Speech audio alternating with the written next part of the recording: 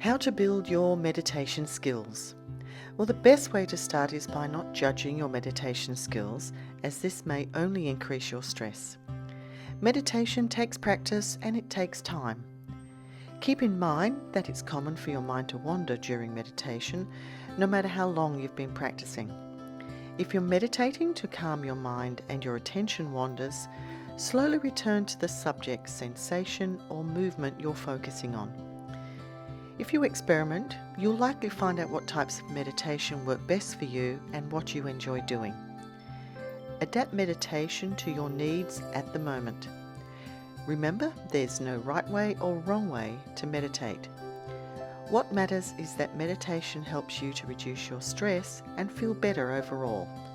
It's a kind thing to do for yourself.